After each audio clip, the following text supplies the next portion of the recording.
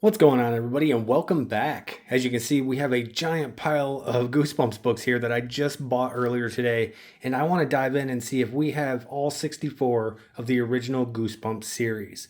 But before we do that, I want you all to go like, subscribe, and hit that bell notification so that way you know when we post a new video. All right, let's see what we got here. Okay, to start things off, we have issues 1, 2, and 3. We have issue 1, Welcome to Dead House, issue 2, Stay Out of the Basement, and issue 3, Monster Blood. Killer classics. These look to be all in good shape. The one of, I think, only 2 covers of the original 64 series that was not, that the artist was not John Jacobus. John Jacobus was the artist for all the other covers except for this one and one other issue that I'm pretty sure we will get to. Here we have issue 4, 5, and 6. 4 is Say Cheese and Die. 5 is The Curse of the Mummy's Tomb. And 6 is Let's Get Invisible. And yeah, I kind of wish this was invisible. This is looking a little rough. I'm going to have to write this one down as one to replace in the future when I can get a chance. Okay, I've already got to write down issue 8 is missing. So we have 7, 9, and 10. Night of the Living Dummy, Welcome to Camp Nightmare, and The Ghost Next Door. Here we have issues 11, 12, and 13. Apparently 11 used to belong to somebody named Will at one point. It also looks like it probably came from a library. It's got the little spine sticker on there. But we have The Haunted Mask, Be Careful What You Wish For, and Piano Lessons Can Be Murder. This is the other cover that was not drawn by John Jacobus. Actually a little rough on that one too. That cover has seen better days. But yeah, I'm going to be writing down the ones I don't have and the ones that I kind of want to replace. This one's a little rough as well. It's got some cover wear there. Spine isn't the greatest. Yeah, I got a pretty good crease on the back corner too. I mean, not bad considering when these books came out. But, you know, for a collector, you kind of want things as pristine as possible. Here we have 14, 15, and 16. Werewolf of Fever Swamp, one of my favorites. You Can't Scare Me, and One Day at Horrorland, another one of my favorites. Very good books here. Let's see what we got next.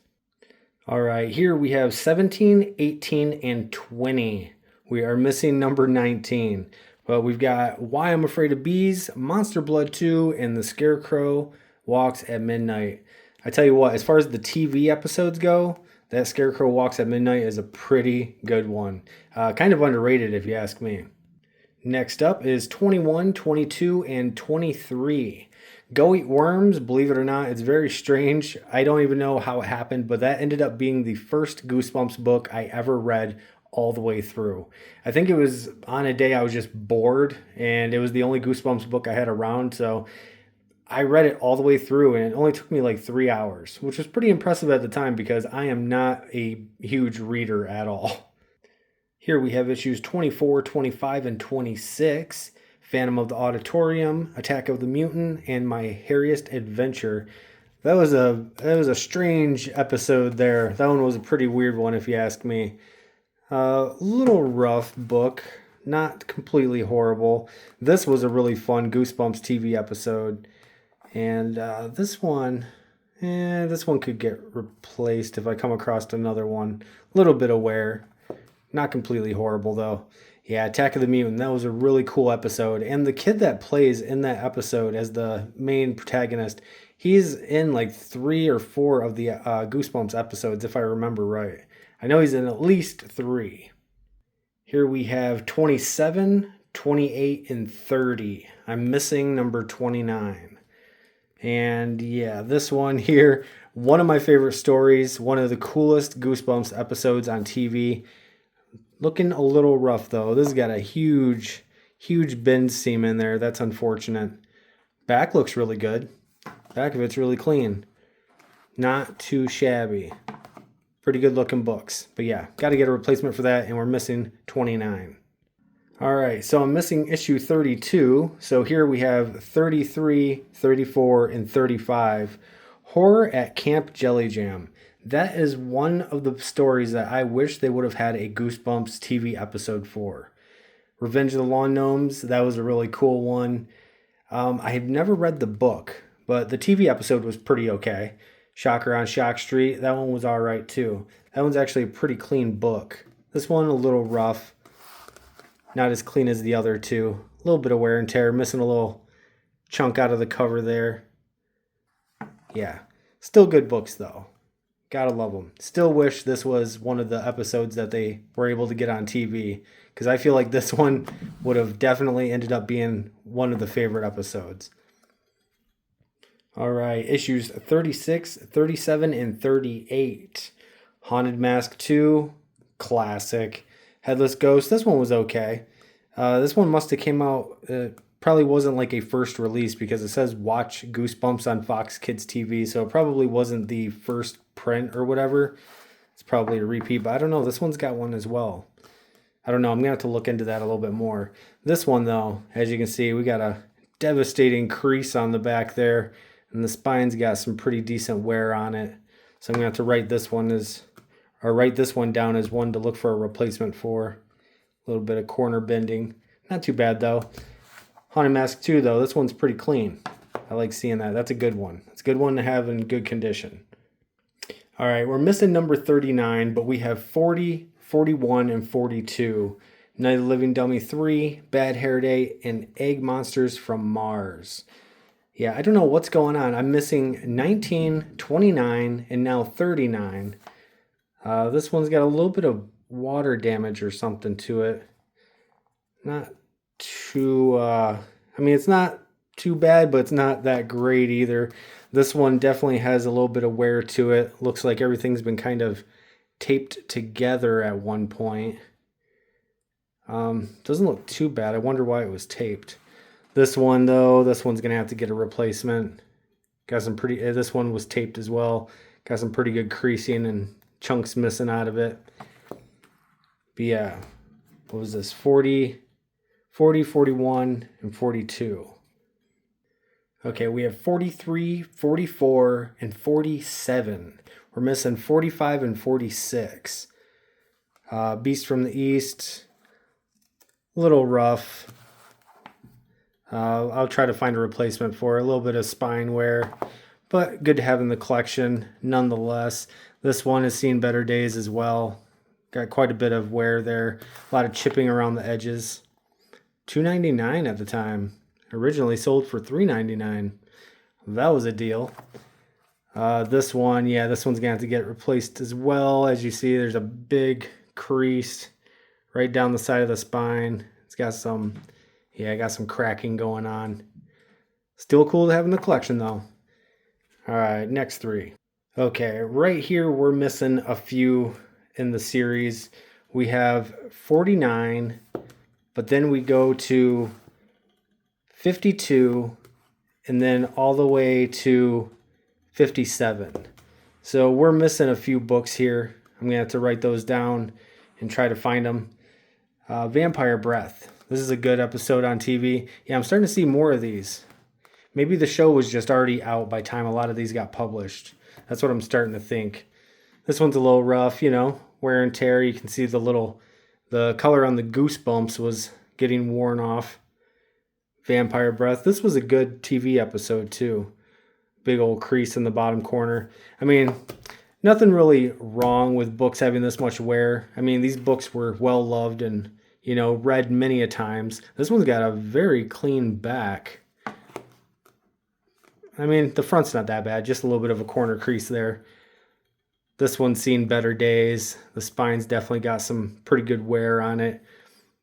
Some bottom flaring going on there. Not too bad though. Ooh, 39 cents. Somebody got a deal. Especially for Goosebumps in this day and age. I was surprised I came across this whole lot. Which reminds me, what do you guys think I paid for all of these Goosebumps books? Leave your answers in the comments. Okay, and then last in the pile we have issue 58.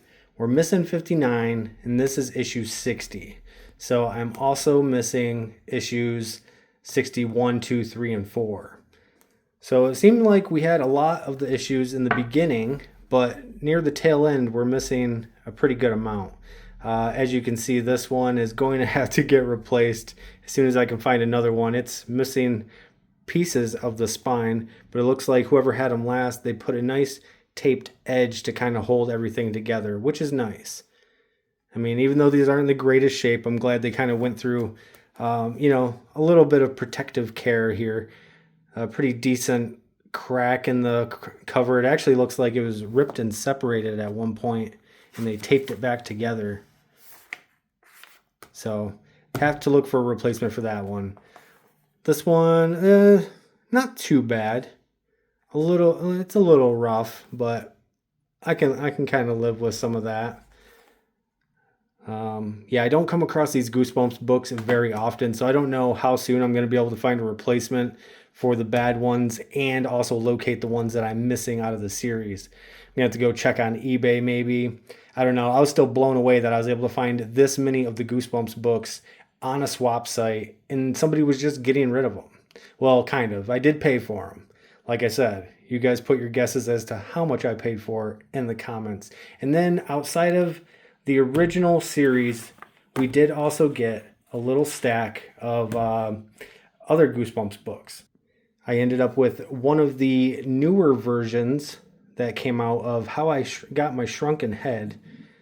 What issue? I forget what number this was in the issue or in the series. I can't even remember if we went over that one, so I don't know if I have this one in the original series or not. I'm gonna have to look back through there. Pretty cool though. You kind of see not really a redesign, but I don't know. They try to spruce things up for the newer age of kids, I guess. Now the covers look completely different. They have completely different art and everything. We have the Goosebumps movie novel. This thing has been through it. Looks like a dog's been gnawing on the corner of it. But the book's still intact. Goes along with the first Goosebumps movie with Jack Black. It was a pretty good one. The interesting thing about it, though, is it's like in these movies, you can see that they kind of go for a certain type of look with these characters. Like in this movie, this kid reminded me of like a Channing Tatum. And the girl in the movie, she kind of resembles like a Mila Kunis.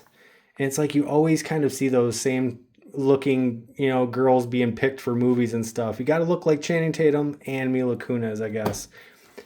Here we've got Goosebumps Series 2000. I didn't really get into collecting these. These kind of started to come out after my Goosebumps days. I've never even read any of them. You guys let me know. Are these a good book series? Maybe I'll give one a shot. Attack of the Graveyard Ghouls. Very cool artwork. I don't think John Jacobus had anything to do with the artwork on these. I could be wrong. They have a cool little like 3D texture to them, as you can see in the light there. I mean, awesome artwork. Then we have two very rough copies of the same book. Don't know what's going on here. Invasion of the Body Squeezers, Part 1. But yeah, as you can see, they've been through it. Both copies. I mean, what are the chances? Oh, look at that. Kmart. $3.99. Oh, your price, $2.99. Look at that. Got it $1 cheaper than the traditional price. At good old Kmart. Probably one of the last ones to be open. Scholastics. Yeah, for two of the same book to be in just as equally rough condition. Both of the backs look fine. The covers, though, like what happened? Then we have a Goosebumps Horrorland, When the Ghost Dog Howls. This looks pretty cool. I want to say this is inspired by a book that R.L. Stine was going to put out in the original 64, or, original series of 64 books and didn't get to it. Or maybe this was like an alternate title or something. But I remember hearing that title before, When the Ghost Dog Howls. As you can see, it's part of a whole Horrorland series. Another series I never got into, neither to read or collect. And then lastly, we have these cool ones here that go along with the original series. Official Collector's Caps Book. These used to come with Pogs. I don't know if you guys remember Pogs, but most of you who know what the original Goosebumps are, you kind of do know what Pogs are. This book is in pretty good condition, as you can see from the light reflection here. There's not a whole lot of, blemishes and stuff, in pretty good condition. I don't know when these came out. I don't know if these came out when the original books did, or that these came off, or if these came out a lot later. You guys have to let me know if you know. But yeah, I wish I had the Pogs that came with them. That'd been awesome. And then this one goes with the TV version of The Girl Who Cries Monster. Very cool episode. Very iconic. Anytime I think of the Goosebumps TV series, this episode right here was one that kind of scarred me at a young age. I always remember this one. Yep, TV episode number 2. Oh, number 2 is Cuckoo Clock of Doom. My bad. But yeah, I do remember this one coming out on TV pretty early into the, the TV series life. Yeah, very cool. But yeah, those are some side Goosebumps books that I got along with the original ones. Gonna have to look for the ones I'm missing. And yeah, I hope you guys enjoyed this. And again, let me know what you think I paid for all of these Goosebumps books. And I'll be letting you know who's the closest. All right, until the next one, you guys.